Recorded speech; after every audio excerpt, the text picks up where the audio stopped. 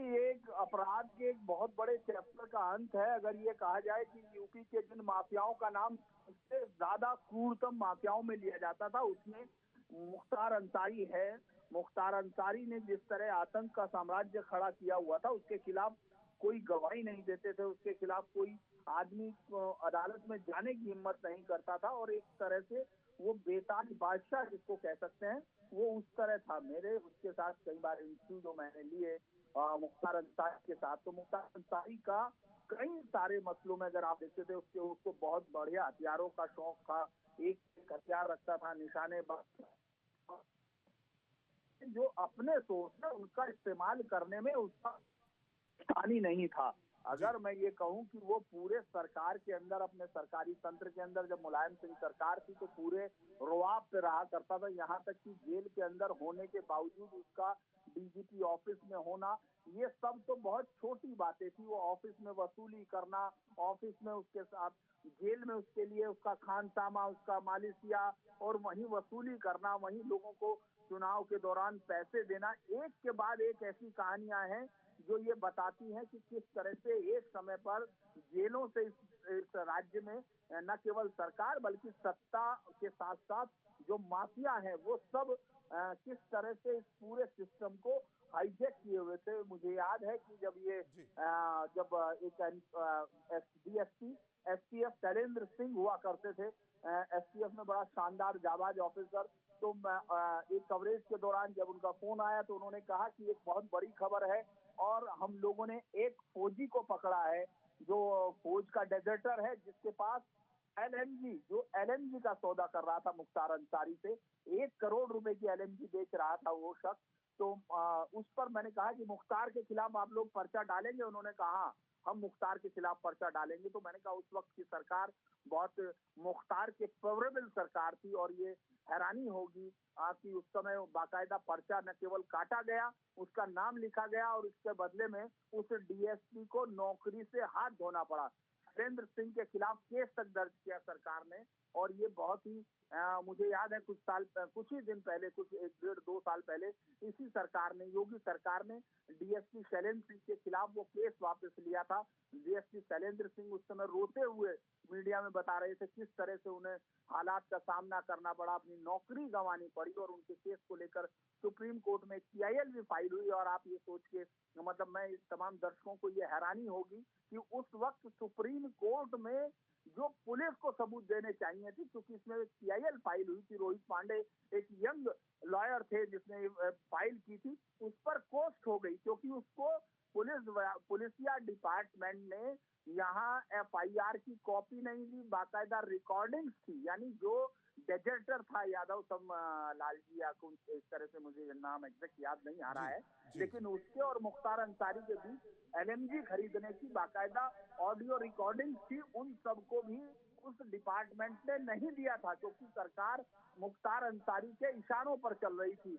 इसके अलावा उसने एलएमजी इसलिए खरीदी थी क्योंकि उस वक्त तक जो माफिया ब्रजेश सिंह जिसके साथ उसकी दुश्मनी थी, उसके पास जो जीप थी, जो सुमो खरीदी गई थी उस वक्त, उन सबको बुलेट प्रूफ किया गया था। तो उन बुलेट प्रूफ गाड़ियों को, उनकी बॉडी को बेधने के लिए एलएमजी का इस्तेमाल किया जाना था, और वो सेना से लेके आ रही थी, सेना से लेके भागा हुआ था। बाद में इस केस को मैं बहुत दिनों तक ट्रैक करता रहा और पता चला कि वो डेजर्टर भी अपने किसी साथी का, गोरखा एक साथी था उसका, जिसकी वो एलएमजी लेकर भागा हुआ था, यानी उसके बाद उसकी नौकरी भी चली गई थी उसकी। तो ये एक लंबी चेन है। उसके बाद जब मैं उसके घर गया, मुख्तार अंसारी से मिला, तो मुख्तार अंसारी और अफजाल अंसारी दोनों थे, वो ये बताते रहे कि वो बेहद गरीब है। अफजाल अंसारी ये कह रहा था कि वो बहुत गरीब है और आप मीडिया वाले गरीबों का साथ नहीं देते, आप माफिया का साथ देते हैं। मुझे आज भी याद है उसके वो शब्द कि आप माफियाओं का साथ देते हैं, आप ब्रजेश सिंह का साथ देते हैं क्योंकि उसके पास बहुत पैसा है,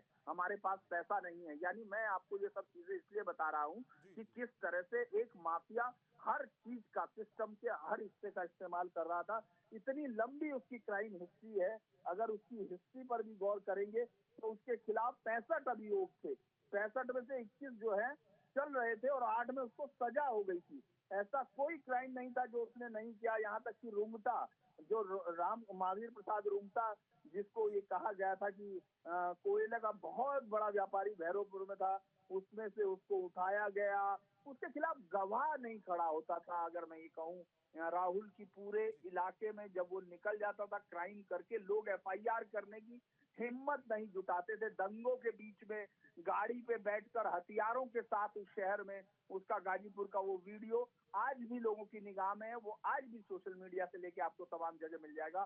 तो ये अपराध की एक ऐसी कलंक की कहानी की खात्मा है जिसने इस प्रदेश को ग्रस्त रखा था, न केवल इस प्रदेश को बल्कि ये यहाँ से लेके सिवान तक ये पूरा, इसको एबीसी कहा जाता था, एएम सैम कहा जाता था, शहाबुद्दीन, अतीक और मुख्तार, सैम गैंग, ये पूरा जो पूरा का पूरा इस पूरे कोयला माफिया और तमाम चीजों पे, इनका ठेकों पे, रेलवे के ठेकों पे एक छत्र अधिकार हुआ करता था। और इसको अगर पुलिस फाइलों में जब अधिकारियों से आप बात करते थे तो वो कोड में बोलते थे ये सैम का काम है, यानी शहाबुद्दीन बिहार से, किशनगंज, वहां से, सिवान से, इसके बाद अतीक अहमद इलाहाबाद से, और बीच में गाजीपुर में खो दिए मुख्तार हम। तो एक लंबी अपराध कथा का ये अंत है। और मुझे लगता है कि जो लंबे समय से जिस तरह से उसने अपने आप को सेव किया था, यहाँ तक कि आपने देखा होगा कि कांग्रेस सरकार ने पंजाब में उसको इसी बात का जेल के जिक्र अंदर करने से वाले थे आपसे आने नहीं धीरेन्द्र दिया। सर।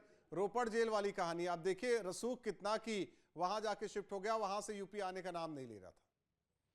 हाँ, वही मैं बता रहा था कि आप जी ये सोचिए कि कांग्रेस सरकार भी इसको बचाव कर रही थी पंजाब में, और अब वो करोड़ों रुपए का बिल जो है आम आदमी पार्टी की सरकार ने देने से इनकार कर दिया। जो करोड़ों रुपया पंजाब सरकार ने उसको बचाने के लिए, एक माफिया, जो क्लियर कट माफिया, जिसके लिए किसी सबूत की जरूरत नहीं थी क्योंकि सबूत तो आंखों के सामने थे, उसने जिस तरह से विधायक का कत्ल कराया था, वो एक के बाद एक कत्ल की ऐसी कहानी पूरे पूर्वांचल में, उसका जो कोई भी सही शब्द रुतबा उसके लिए इस्तेमाल नहीं कर सकते, आतंक जिस तरह का फैलाया हुआ था, जिस तरह का उसका एक डर, खौफ पूरे आम आदमी पर होता था। उसके आदमी बाकायदा संपत्तियों पे कब्जा करते थे, ये तक था कि ये संपत्ति हमको पसंद आ गई, आप छोड़ दीजिए, ये आलम था उसका।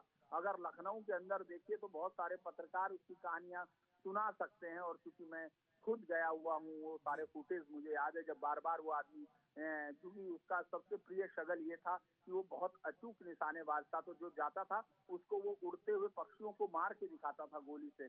तो बार बार हमसे बातचीत में कहा कि तो भैया जी मैं एक कर दूं, मैं फायर करके दिखाऊं, तो मैंने उसको बार बार मना किया कि मुझे इसकी जरूरत नहीं, मैं मानता हूं कि हाँ आप अचूक निशानेबाज होंगे। ये उस वक्त की बात है जब रेलवे वहाँ उसमें लखनऊ में रेलवे स्टेशन से जब आते वक्त गाड़ी पे जी रेलवे फाटक के पास इसकी और दूसरे गैंग की मुठभेड़ हो गई थी, आपस में गाड़ियां टकरा गई थी। तो उसके बाद इनकी गाड़ियां एक ही नंबर की गाड़ियां हुआ करती थी, बिल्कुल फिल्मों की कथाएं इनके पर लिखी गई हैं। एक नंबर की गाड़ी जिसके लास्ट में 786 हुआ करता था, और गाड़ियों का कलर भी एक वो होता था दौर गाड़ियों का। धीरेन्द्र सर मैंने भी देखा था जब ये लखनऊ से जब निकलते थे। अब तो पूर्वांचल एक्सप्रेस वे बन गया, जब इन्हें मऊ और गाजीपुर होके जाना होता था तो बाराबंकी सुल्तानपुर वाला रूट लेते थे, और उस दौरान लोगों की गाड़ियां रुक जाती थी, केवल काफिला निकलता था और कहा जाता था किसका काफिला, मुख्तार अंसारी का। ये दौर था, लेकिन अपनी छवि रॉबिन हुड वाली बनाने की कोशिश में मुख्तार हमेशा रहा। रॉबिन हुड तो इस तरह का हर हर हर माफिया, उसका यही एक काम होता। राहुल अगर वो आसपास के लोगों को उपकृत नहीं करेगा, उनको पैसा नहीं देगा तो उसके पास एक क्लाउड निर्मित नहीं होता। लेकिन ये हमेशा दुर्दांत हत्यारे, इनके पास मानवता नाम की कोई चीज नहीं होती। ये अक्सर, क्योंकि जब मैं डाकुओं को कवर करता था या मुंबई के माफिया को कवर करता था, तो उनके आसपास के लोग हमेशा ये कहा करते थे कि ये बहुत ही शरीफ हैं, ये बहुत मदद करते हैं, क्योंकि ये एक आवरण होता है जिसको क्रिएट किया जाता है।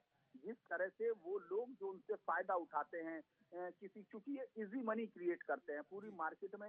ये जो पैसा वसूलते हैं वो दूसरे की मेहनत का कमाया हुआ पैसा है, उसकी जिंदगी को मार कर खत्म करके ये लोग पैसा वसूलते हैं। तो इनके लिए इजी मनी होती है, जिसको ये अपने आसपास के लोगों को बेअताशा इस्तेमाल करते हैं टैक्टिकल तरीके से, और वो एक ग्रुप तैयार हो जाता है जो इनकी तारीफें करता है। अगर आप देखेंगे तो जी रॉबिन हुड की छवि हमेशा हर माफिया अपने लिए ओढ़ता है, और उसके मरने पर रोने वालों की तादाद कम नहीं होती। ये तमाम लोग वो होते हैं जो उसके अपराध अपराध के हिस्सेदार होते हैं, क्योंकि ये उसकी संपत्ति को उठाते हैं, उसका फायदा उठाते हैं और वो उसके लिए फील्ड तैयार करते हैं, चाहे ये मुख्तार हो। क्योंकि आप देखिए लगातार विधायक बनना, अफजाल अंसारी अपने इसी भाई के दम पर जो है कई बार विधायक रहा, 4 बार वो वहाँ विधायक रहा। और सबसे बड़ी बात है कि लेफ्ट की पार्टी से पहले वो विधायक रहा। द्वारका प्रसाद माइनॉरिटी का वो अपने आप को शिष्य बताया करता था। जब मैं उससे मिला कि ये द्वारका प्रसाद, मैंने उनके साथ काम किया, मैंने उनके साथ काम किया, और वो पूरी सारी लिस्ट। और सबसे एक और हैरानी की बात मैं बताता हूँ, शायद दर्शकों को भी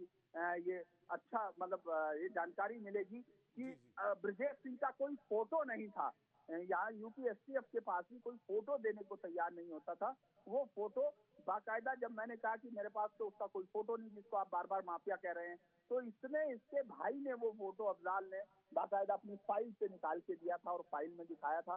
तो ये तमाम लोग जिस तरह का माफिया और एक आतंक का साम्राज्य इकट्ठा करते हैं, उसके लिए रॉबिन हुड की छवि इनके लिए सिर्फ एक हथियार होती है।